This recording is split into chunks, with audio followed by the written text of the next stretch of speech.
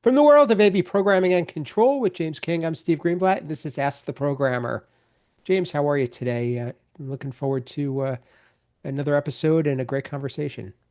I'm looking forward to this episode. The last time we had our guests on, it was a wealth of knowledge, as always, with our guests. Um, so I'm really looking forward to this one. How are you doing, Steve? Doing okay. I'm still kind of trying to shake off a bug, but I'm hanging in there, playing a little hurt. But look, wouldn't miss this one. Without further ado, we get to welcome back Jamison Vandenberg. He is an academic specialist level 3 at the University of Wisconsin Green Bay, and he was previously on episodes 249 and 250. Welcome back, Jamison. Thank you for having me back and excited for this one. I think this is going to be a really great conversation. We agree. We agree. We loved talking to you last time you were here. You had so many great things to share. If you haven't caught those episodes, please check them out. Jameson talks about his background, how he got into AV, and also how he's helped to bring his student workers into AV. Great stuff there. So, one of the things that came of that episode is that you and James got together. You taught a class. You went to InfoComm for the first time. So, tell us a little bit about your experience. Yeah, so this InfoComm was my first time at InfoComm, first time in Vegas, and first time speaking publicly at something of this scale. I've spoken publicly when I was a DJ, but this was a completely different beast. I would say like InfoComm, it was neat. It was not what I was expecting, but I think there was a lot of knowledge that was gained just from talking to the manufacturers. Um, it was definitely bigger than I thought, but it was a really neat way of doing it.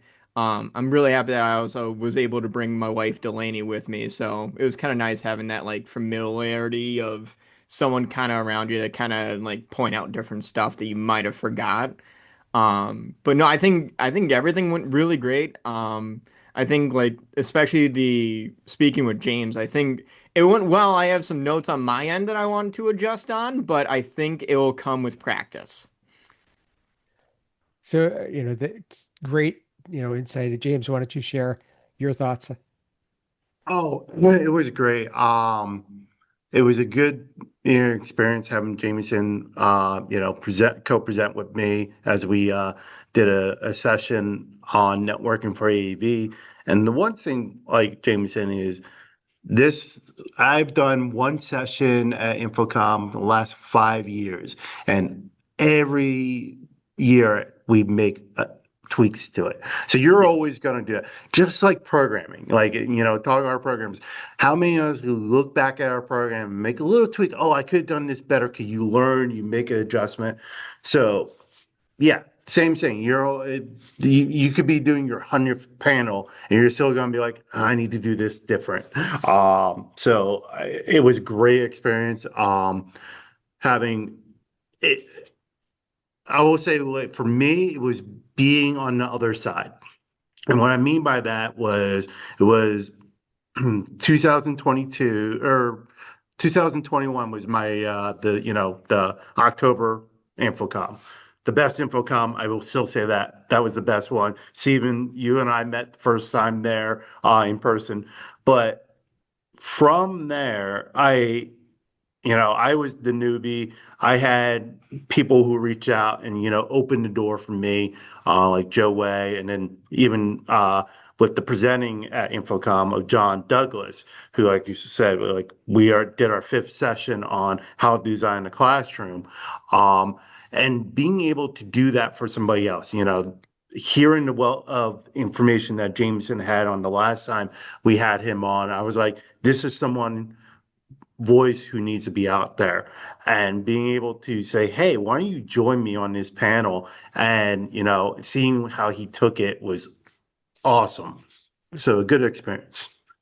Yeah, it was a lot of fun, at least on my end. So I thought like realistically, like I was pretty nervous, and I'm pretty sure you kind of caught that a little bit.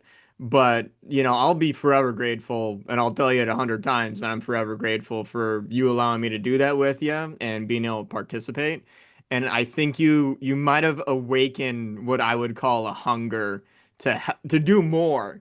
I mean, I remember I was chatting with you about ideas for a different public speaking on how to train the younger generation, and then also that centralizing AV over IP isn't as scary as some people think. So it was really neat, not just presenting with you, but also bouncing ideas for other topics. And that's what's great about, the Infocom and meeting people and doing stuff. And yeah, it's always great when someone can open the door for you and then you step in for it. Like you just said, you're always grateful for me. I'm honored about that. I'm the same way with Joe. Way. And yeah, I hate saying his name because his head's just gonna get bigger and bigger. Um, but I really do. It's he invited me on a podcast, and I still remember the second we got done recording, his response was, "Watch you blow up after this." And I was like, "No way." And everything has taken off from there because somebody opened the door and then allowed me to step through, and now I'm returning that, and you step through and you're doing great things. That's an awesome theme, and why start small? Your first Infocom, first time to Vegas, for first time speaking, all those things, But the truth is, we've all been there. I had like I had gone to many shows before I spoke, but I got I was presented with an opportunity. I took it. I had no idea what to expect. I probably spent hours, I mean, tens, if not 100 hours preparing, and it still was nerve-wracking. It still didn't go as smoothly as I thought, and it still could use a lot of improvement in the future. But the best thing is what you just said before, it awakened the idea. Yeah. And the speaking is a big part of not only professional development, but in giving back to the industry. Yeah. And the one saying I say this to my kids, I say this to the kids I coach. Being nervous is good because if you're nervous, it means you care. Mhm. If you weren't nervous, then you wouldn't get it. Like it means you didn't care how it went or any of that stuff. So being nervous, that is great. It's good. It's just using it. Don't let that hold you back. The thing that's nice too is that now you have some perspective, so you'll know, going into the next one, what you want to do differently. And if IVIXA is good about helping to train the trainer too, so there's opportunities to grow there. And I remember doing stuff that I still use and I still feel was very valuable, but you have to kind of dip your foot in the water before you even know you need it. The and what's nice too, so we're recording this in July of 2026. It won't be long before they'll do a call for presenters. So like September, October-ish, they'll probably be opening that. And it's good because we're all kind of have it fresh and the excitement is still there and those new topics. But the things that you described, I'm sure would be very valuable.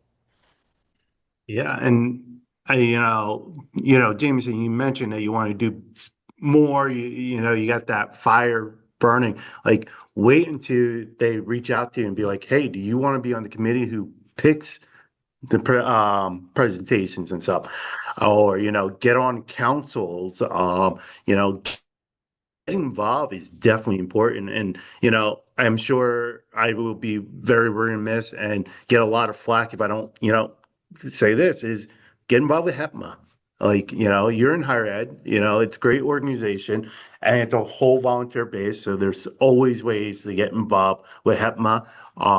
But again, trying to bring this back to our audience and our programmers here is this is like a real life story that can show that you have value, like everyone has value, and just putting yourself out there when if you're nervous, that's good. Use it, let it fuel you, and get yourself out there because if you don't, is you're depriving the industry of your knowledge.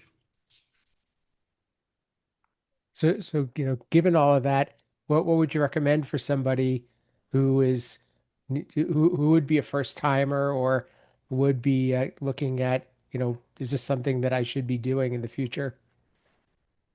Honestly, like I ended up for like making videos on like all the programming stuff I recently started doing, and I realized that it's worth taking a risk on small things like that of just sharing what you're doing and then taking the steps forward to do more like presenting. Um, where I kind of like did a lot of photos, did a lot of videos on like the programming aspects of what I'm doing. Sure, am I probably doing some things wrong? Oh well, I'll learn. We all make mistakes at the end of the day.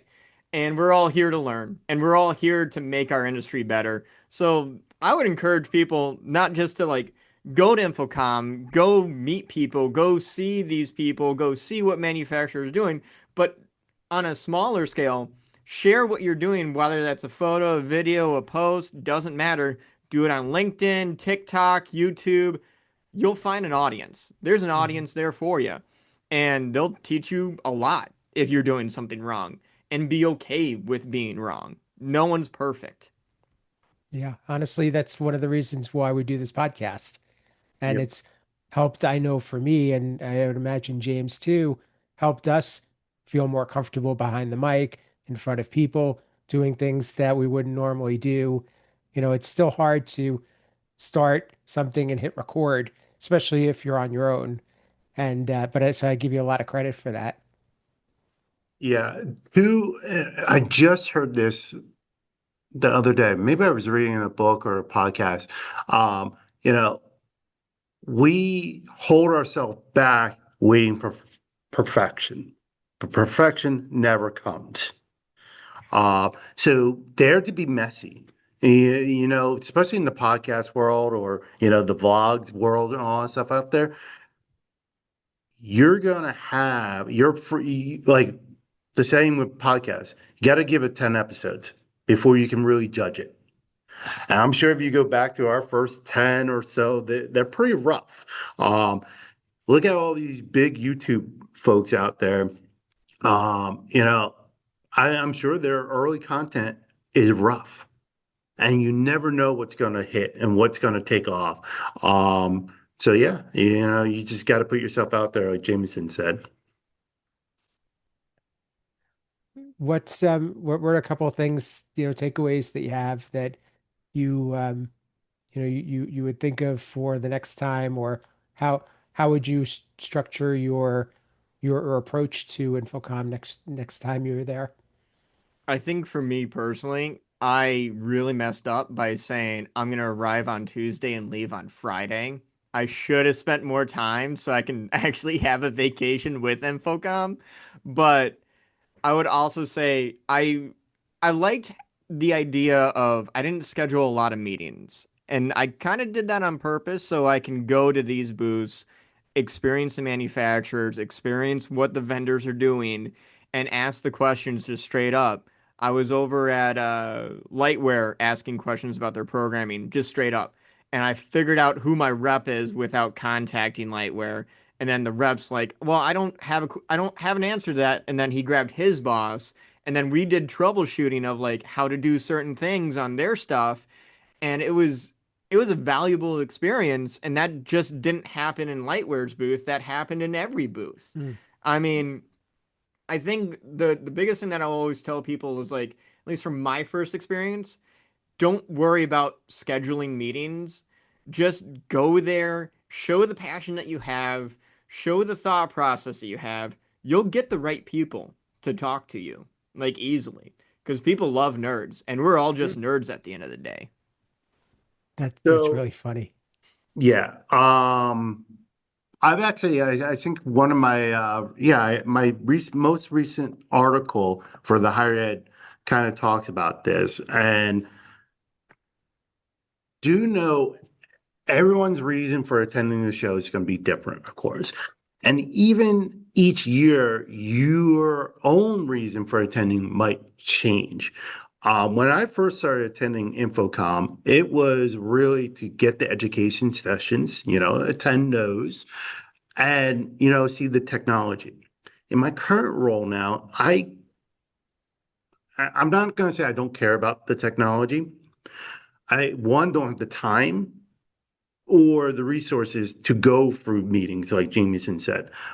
I look for key conversation. And there was multiple times that this year when I was in the booth and I had the rep, they're like, "Oh, let me show you that." I'm like, "Don't waste my time."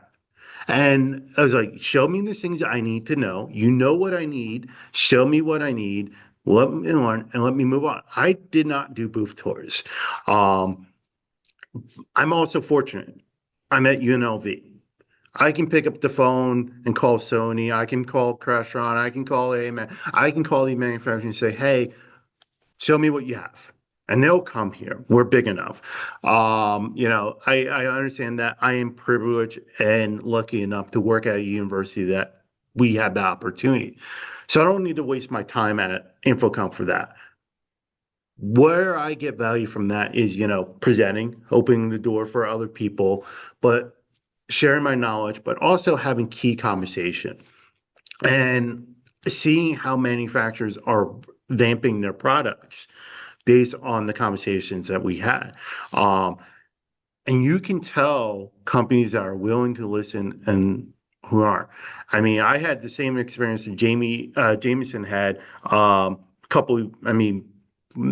My second or third InfoComm, where I was actually talking to a small booth, one of the corner ones, 10 by 10, real small booth. They had a really neat product for programming. And I started asking, the technical questions, and I got the same answer. "Oh, I don't know that, but let me get you in touch with someone who can." And they brought me back into their little not a demo room, but a little side room off the main booth. And I'm talking to their engineer, and the guy was like, "You're asking all the right questions." Because I was asking the security questions. I was like, "How you do this? How you do that?" And that was like, you could see he was fueled by that. I no longer have those conversations. I'm no longer in the weeds like that anymore. So like the conversations I have now are more of like I'll admit, I'm looking for a unicorn. There's a manufacturer that has very close to that unicorn I'm looking for. And I'm not going to give too much details on it, but I've gone the last 2, 3 years at InfoComm, I got to all these manufacturers who work in that realm, and I tell them the unicorn I'm looking for, and I give them out. I needed to do X, Y, and Z. A lot of manufacturers, they'll listen. There's others who won't. And I still remember I was in one big company's booth explaining the unicorn I was looking for to my rep. My rep goes, my rep heard this multiple times. They was like, "Let me, get my boss." Their direct boss came out, shared the unicorn I was looking for. They're like, "Oh, yeah, yeah, let me get the product supervisor out." Product supervisor came out, gave him the same kind of spiel. And I could hear him, and he was humming and hawing. And he's like, this, that. And there was another university there with me at that time. And they went, "We want that unicorn too." And the whole conversation changed because they saw that there was a bigger need than just me. But because I could have that conversation with them, that sparked it for another person as well. So yeah, that why I go there. If you're a programmer, like find out what you're going there for and get that value. That's really what that whole long speech was about. One of the things that I would say, because people ask me, "What did you see?" And I could say, and I said, it wasn't what I saw, it's the conversations that I had. And I think that that's key. And I think you had mentioned earlier that made a lot of connections and you ran into people and you talked to some people that you hadn't either known or wouldn't talk to regularly. And I think those are the wins that you can take from show to show, and I think that's where you grow your network and you'll see a ton of value in that. Yes. I had, I mean, that was really key, and I saw that this year. Besides helping Jamison with, getting him there, seeing him take off, present, and learn, which was great. I was also fortunate enough that I had a former student worker of mine who reached out, and he's about to graduate, and he's like, um, I really loved my time working for the AV team here at the School of Medicine. He's like, I want to pursue AV. Um, so I was like, cool, InfoComm's in town. Why don't you get your show for pass? Come to the show. And our schedule, he did. And our schedule aligned that on Friday, him and I could actually connect. So I took him around. And I still remember the first booth we went into. I made an introduction to who I know. We had a whole conversation. There was another person there as well. Good, maybe 10, 15-minute conversation. And, my ex-student worker was asking great questions. He connected with these folks on LinkedIn. And as they were getting ready to leave, the one guy's like, are you willing to move to Denver? I have an opening. Like, and he had that. There was another person I connected with him too, and he came up to me later and he's like, "I'm having lunch with this person next week." Another person set up a video call, like, let's schedule a video call. And so that networking is key because you never know who can open the next door for you. So, do you have any experiences in that realm, Jameson, that made some connections with people that you'll be following up with? Yeah, I made a couple of connections with a couple of companies that like we had some really great conversations, and we were talking about possibly doing a case study for my campus. And I can't talk too much about it, Hmm. but we talked about doing a couple case studies for the entire campus and the AV student training stuff. And some of the like vendors that do the integration, I was telling them about what I do for my students and how they like learn different stuff. And I've gotten a couple cards of like when your students are ready to graduate or if they want me to look over their resume, send them to me. I'll let them know exactly what I'm looking for such and such roles. So it was valuable for me to get those connections, not just for myself, as in case anything blows up here, but as well as if my students want to go into AV and they want to go into like project management or they want to go into programming, I can direct them directly to those sources as needed, and whether that's an integrator or a manufacturer. So it was valuable.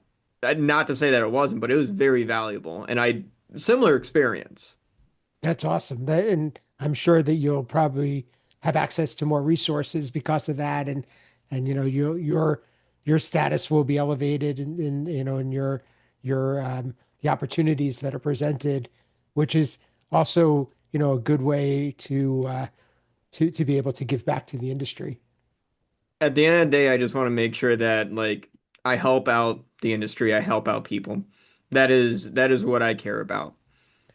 That's awesome. That's a great way for us to wrap this one up too. And probably a really good tease.